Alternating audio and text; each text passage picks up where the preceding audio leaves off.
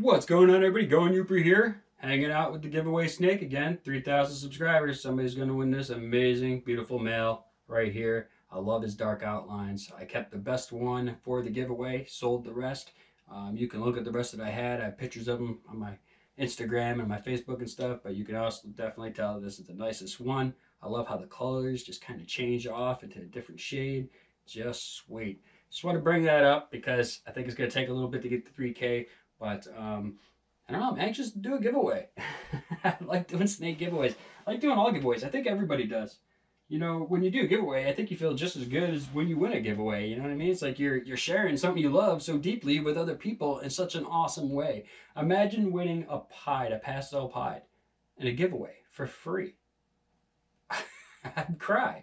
I'd probably cry. Not even joking. I mean, pieds are awesome. You know what I mean? Everything's awesome, but it's just the thought of wow, that's a nice kind of a snake there, and somebody's gonna be willing to gift that.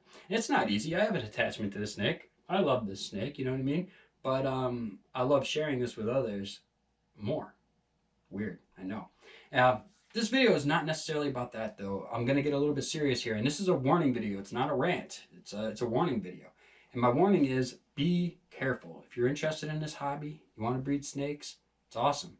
It's not real hard to do, but there's some simple things you have to do in order to make it work. And I'm going to start out by talking about something that I did, something bad that I did in a video that could have hurt a lot of people's animals. And because of that, and from the things I've seen throughout people's videos lately, I thought it would be a good time to make this video talking about be very careful.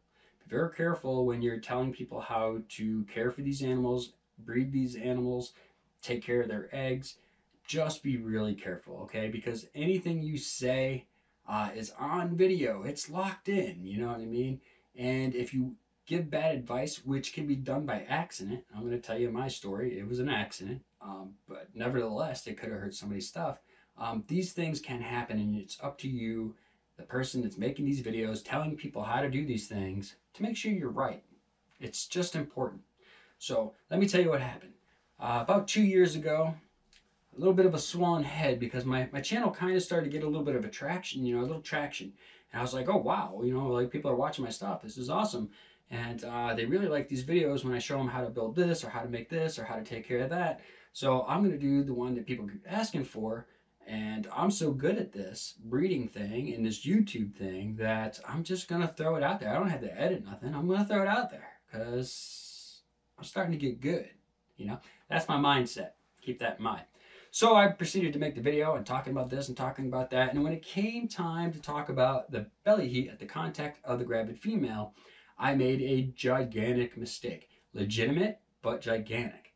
And that is my female's belly heat at point of contact with gravid females is 88.5 degrees. That's what it is. In that video, I have my thermostat set to 93 degrees, which translated through the setup I had to 88.5 at contact. But when I made the video, because I'm so good, I'm so slick, I know what I'm doing. I've bred many animals. I've had many successful clutches at this point. So, you know, who better to tell you than me, right? I didn't know YouTube all that well, making videos and telling people how to do things. That stuff I had no experience with. I still don't. That's why I don't make a lot of those videos. But in that video, instead of saying that the belly heat was, you want the belly heat 88.5, I was looking at the thermostat, the camera was looking at the thermostat, and I said 93 degrees. Went on with the video. Published the video, didn't even look at it. Didn't edit it, wasn't edited, just didn't even look at it, posted it, uploaded it, go do what I'm doing. A little while later, somebody contacted me and said, hey man, I think you really messed up on that video.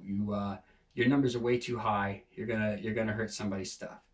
And this was coming from a person that I knew didn't really like me too much, and I didn't really care for them too much, so I thought they were just being a jerk, and I pretty much was like, yeah, dude, whatever, I've been doing this for years, I've never had an issue, this has always been my temperatures, whatever, get bent. I was kind of a jerk about it, to be honest with you. Not fair to that person, but that's what happened, I'm just being honest. And I didn't think nothing of it, and I didn't go back and look at the video, because I thought they were just heckling me.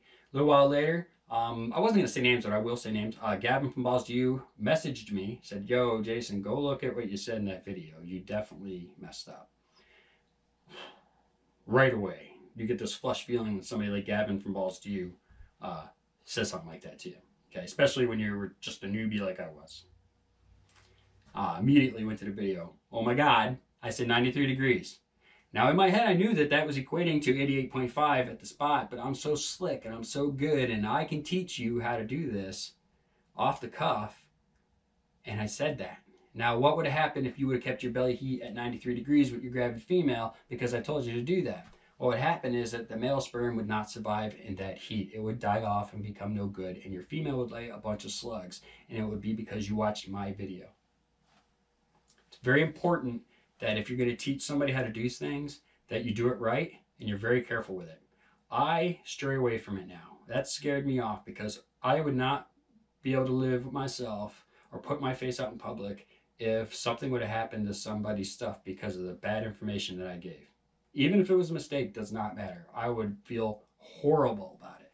Guess what? Not everybody feels that way. Some people will put that crap out there, and if it's wrong and you call them out, they're like, oh yeah, sorry about that, oops. I'm not one of those guys. I don't want to ever do that again. So I'm always going to be very careful when I tell you how to do something. So if you're watching people telling you how to do this, don't just take one person's word for it. Research, research, research. A lot of people are making videos talking about this right now. It's important. Research. The first thing I did was I said, where do these things come from? Where do ball pythons come from?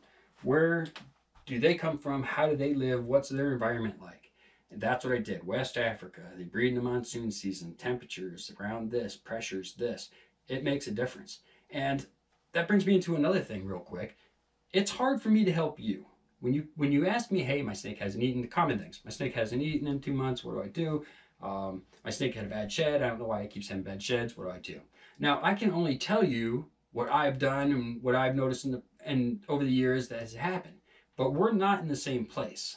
First year I tried to breed up here in Michigan, I had no clutches. 5 females going. All of them should have went gravid. None of them did. I didn't change anything that I ever have from Florida here. Nothing was different. I couldn't figure it out. First year, nothing. Not one egg.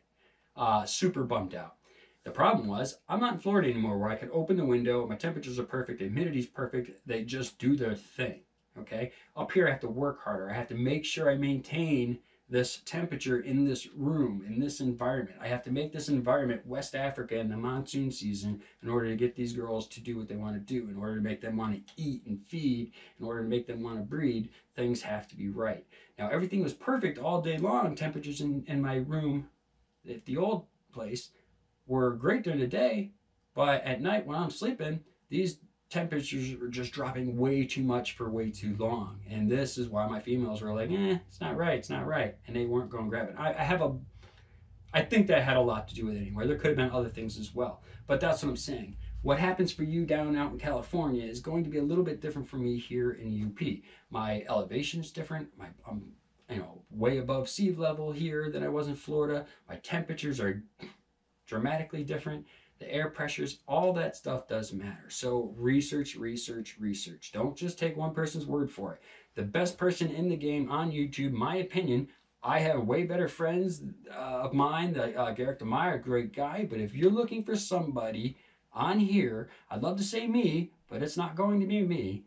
I would say Gavin from Balls to You. If you're looking and you want to know, because that guy takes the time to make sure he doesn't make these mistakes. He takes the time to tell you exactly what you need to do. He understands YouTube, he understands what he's doing while he's talking to a camera, and he understands what he's saying, and he says it clearly in a way that almost anybody can understand it.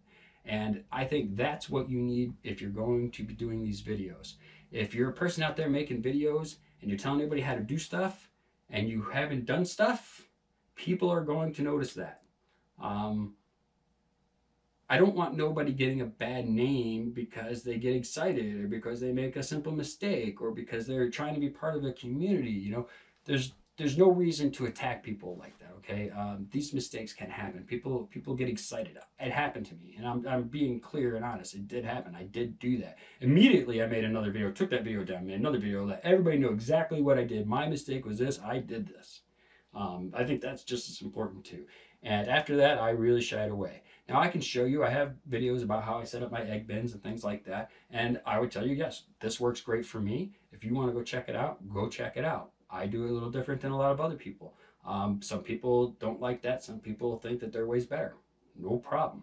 A quick example.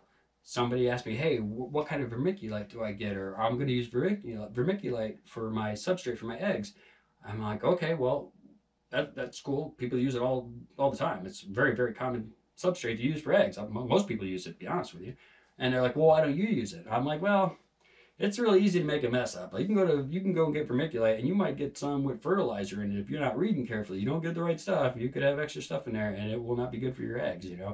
There's a lot of chances you can take if you don't know what you're doing, or if you don't have the right stuff. So I try to eliminate any possibility of failure. That's why I use River Rock, plain River Rock. Just a little bit of River Rock. I wash it real good. Dawn's just soap. Rinse it real good, and then I just use water and a light diffuser, and that's it. That's all I do for my egg boxes. And the reason I do that is because I want to try and get any impurities out of there. I want to try and eliminate any possible way that mold could start to grow. I want to take anything out of there that might inhibit that type of thing. So that's why I use it. Does that make my way better than yours? Absolutely not. If you got a way that's working for you, don't change it. If you know a better way to modify it, great. I didn't always use this way. I seen it on a video. I said, hey, I like that. Reusable, clean, and I can really cut out a lot of these things that go wrong with people when they try to hatch eggs in an incubator. So that's my reasoning behind it. Again, your way might work fine, and there's nothing wrong with that. But this whole video is about watch what you say in these videos when you're telling people how to do things.